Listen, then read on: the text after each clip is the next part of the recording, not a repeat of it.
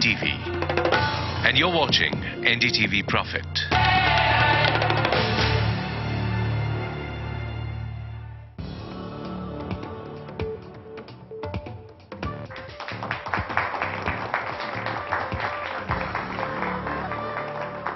नमस्कार, मनी मंत्र में आपका स्वागत है। मैं हूं पंकज पचौरी। मनी मंत्र आपके लिए पेश करते हैं रिलायंस मनी, और रिलायंस मनी के सीईओ हमारे साथ में हैं सुदीप बंदोपाध्याय। और आज खास तौर पर जो हम बात करने जा रहे हैं उसके लिए हमने यहां पर स्टूडियो में बुलाया है गौरव मशरूवाला को, जो कि फाइनेंशियल प्लानर हैं, एक्सपर्ट हैं। और आज हम बात करेंगे नॉन लाइफ इंश्योरेंस की, इसलिए हमारे साथ जो लोग बैठे हुए हैं उनमें भी बहुत जानकार लोग हैं इंश्योरेंस के बारे में। कोचर साहब हमारे साथ में हैं, बहुत बहुत शुक्रिया साहब आने के लिए।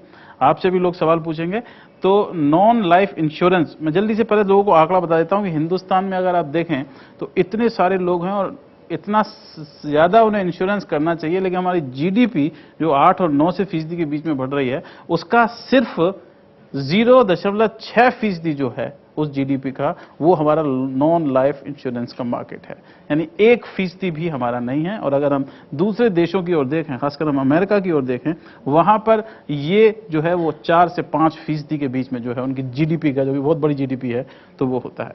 और लाइफ इंश्योरेंस अगर देखें तो वो 4.1% के बीच में के आसपास पड़ता है।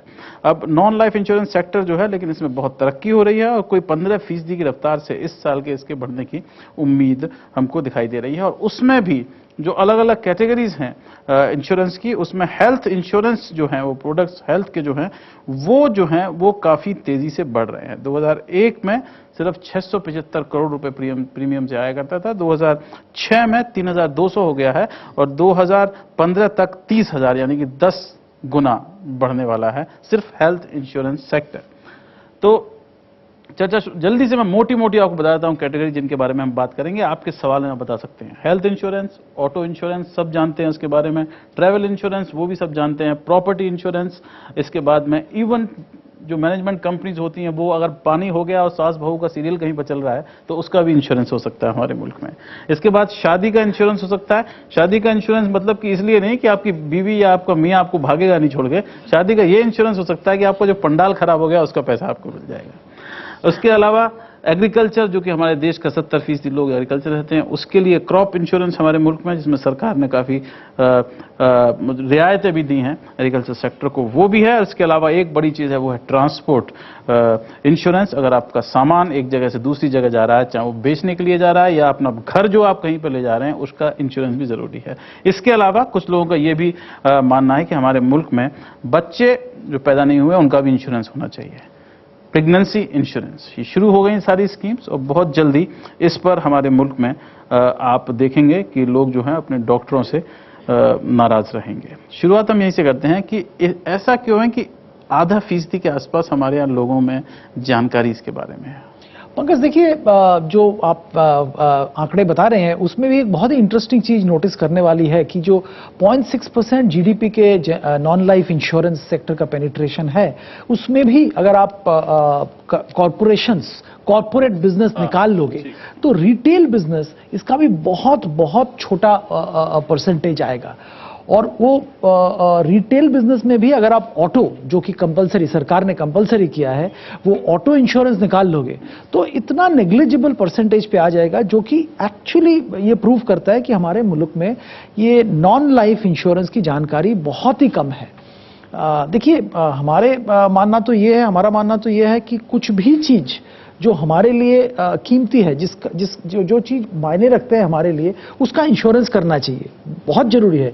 हमारे पास घर है, हमारे पास और भी कोई कीमती एसेट्स हैं, उसको जरूर इंश्योरेंस करना चाहिए। और इसमें सबसे बड़ी चीज है पंकज कि ये इंश्योरेंस के कवर के कॉस्ट इतने कम होते हैं कि अगर सही जानकारी सबके पास हो तो शायद वो ये इंश्योरेंस लेने से पीछे नहीं हटेंगे। बहुत कम खर्चे में ये इंश्योरेंस कवर ली जा सकती है। जी बिल्कुल। लेकिन जानकारी सिर्फ ये बात है या लोगों का ये है कि हमारे मुल्क में एक भगवान भरोसे एक बड़ा अच्छा डायलॉग है, कोई भी होगा भगवान भरोसे। सचिन तेंदुलकर हो, सेंचुरी मारेगा नहीं मारेगा वो भी भगवान भरोसे है, और मैच में पानी फेरेगा वो भी भगवान भरोसे है। क्या इससे हम लोग ये आदत है कि हम छोड़ देते हैं सब चीज़ों में? देखिए, एक तो ये है कि छोड़ देते हैं, उसके अलावा रीच नहीं है। तो छोटे गांव, छोटे शहर, वहाँ पे एजेंट्स का नेटवर्क इतना स्ट्रांग नहीं है। उसके अलावा जो क्लेम पे आउट रेशियो है, जब हकीकत में जब क्लेम्स होते हैं तो उसके पेमेंट के टाइम पे काफ़ी सारी दिक्कतें होती है और वो क्लेम आने के टाइम पे काफ़ी वक्त लग जाता है। तो ऐसे कई इंस्टेंसेस है जहाँ पे इंश्योरेंस, मेडिकल इंश्योरेंस है, लेकिन हकीकत में जब पैसे की ज़रूरत पड़ी तो उन्होंने खुद खर्चा किया और जब क्लेम रखा तो छोटी छोटी टेक्निकल डिफेक्ट्स निकाल के पेमेंट नहीं किया। तो उसके बाद में वो फैमिली को लगता है कि भाई अगर मुझे पेमेंट नहीं मिलने वाला है तो मैं किस लिए इंश्योरेंस निकालूं। तो अगर ये क्लेम पे आउट रेशियो अगर कम है तो वो भी प्रॉब्लम है। तो क्या ये जो क्रेडिबिलिटी है कोचर साहब, इसकी प्रॉब्लम है कि क्रेडिबिलिटी जो इंश्योरर्स की है वो कम है इसलिए लोग नहीं जाते? तो कैसे बढ़ाया जाए इसको? क्रेडिबिलिटी तो काफी अच्छी है। हम जितनी इंश्योरेंस कंपनी है they are all governed by regulator और क्लेम रेशियो काफी अच्छी है। हो सकता है कि हम जो उसके पेपर देते हैं पूरे नहीं देते हैं, अवेयरनेस नहीं है। इसके लिए जो एजेंट है he is the important person, he is the hero. अगर एजेंट अच्छा नहीं है तो क्लेम नहीं मिलेगा। ठीक है, तो एजेंट जो है वो आपका असली जो है हीरो है, वो असली लिंक है। जो इंश्योरेंस जिसने करवाए हैं, कोई एजेंट है क्या?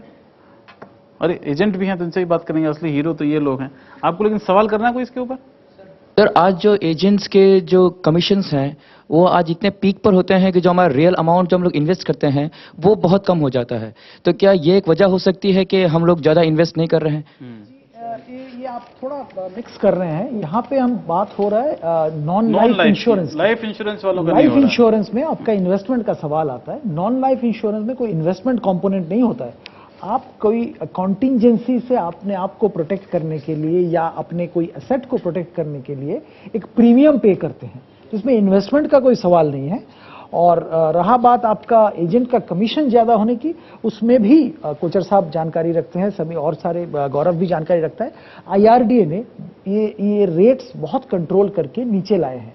पिछले 1 साल से rates have been brought down significantly.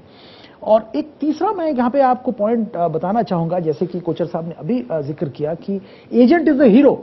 जो वो, क्योंकि अगर कुछ हादसा हो जाए जिसके लिए आप प्रोटेक्शन ले रहे हैं, वो हादसा होने के बाद agent has a large role to play.